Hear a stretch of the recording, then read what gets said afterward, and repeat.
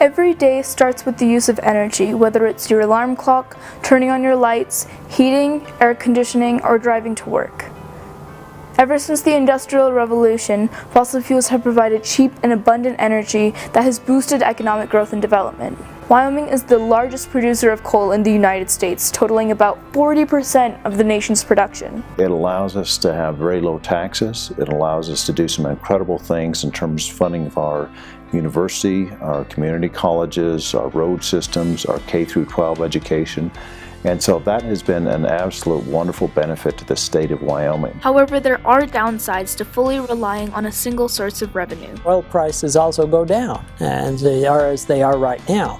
And so therefore, the bad thing about it is it's quite inconsistent. The fluctuating prices of fossil fuels have led to the University of Wyoming being subjected to harsh budget cuts totaling approximately $27.2 million and hundreds of layoffs. But for other people in Wyoming, Gillette and Sublette County and Carbon County, those places that are very locally dependent on coal and natural gas, they're devastated.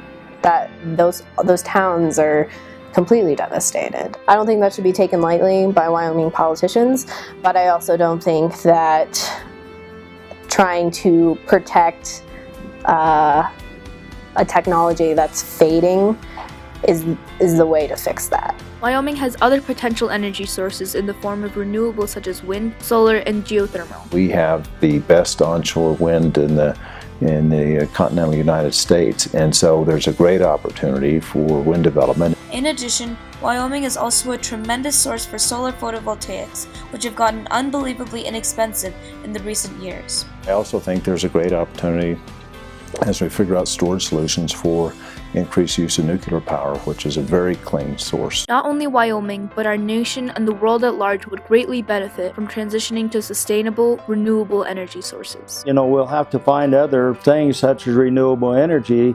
Maybe this will help put some of our workers back to work. There are, however, several challenges associated with renewables. Where it gets tricky, particularly with wind, is you've got to get the energy source out of Wyoming. So therefore you need the kind of transmission lines. You need a way to have it reach other centers of the United States that desperately are looking for energy. All technologies, renewable or not, have their environmental consequences. So a transition from an industry that is highly matured to another industry is going to take more than a generation.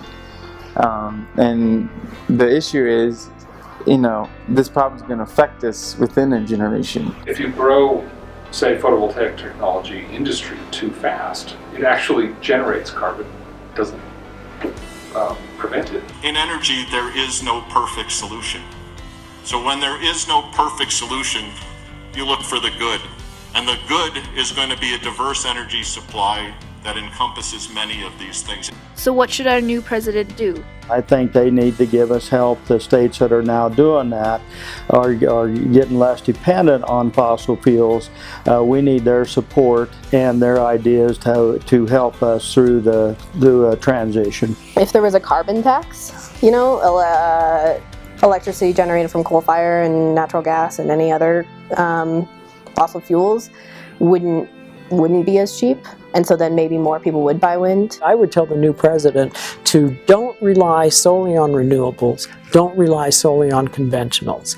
Get a program in place where you'll actually be developing both. You also want enough of that energy to make sure that the prices remain so most people can afford to fill their car with gas. So it's just as important to have reasonably priced energy as well as certainly a consistent source of energy. You can't just cut off fossil fuels. You would be cutting off approximately 80% of the energy supply. A better approach is to seek ways to allow us to use the abundant resources we have and at the same time reduce or eliminate any possible negative effects. As a nation, we should support the development of new technologies that'll make energy production and industrial facilities cleaner, that'll improve energy efficiency in our homes and businesses, and that will help us find innovative new ways to produce the energy that powers our daily lives. Change the equation from this is viewed as a liability to how do you turn it into an asset?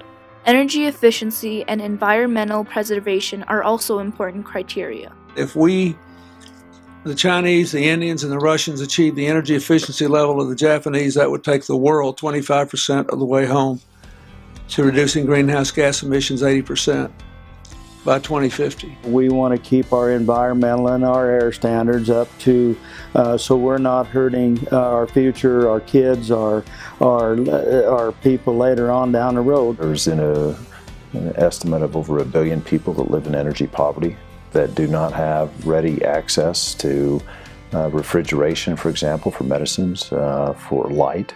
And so we need all energy sources. If you just say now we're going to replace all the fossil fuels with renewables, we're still not meeting the energy needs of the planet. That should be the goal, is how we add to the energy table rather than taking away. That actually came out of the International Energy Agency's World Energy Outlook in 2008. And this quote says, "The world's energy system is at a crossroads. Current global trends in energy supply and consumption are patently unsustainable, environmentally, economically, or socially." And it strikes me, energy is like a big ship, and when you navigate those ships down the Mississippi River, when you start to turn, you have to turn before you're in the turn. Like you're looking well before you're in the turn. And in energy, it's the same way. The only challenge that we face right now is we're already in the turn. Fossil fuels are dwindling resources, and its continuous use is unsustainable. With the exponentially rising global demand, volatile prices, and environmental and health concerns, we have no choice but to transition to alternative sources of energy. We might as well start now.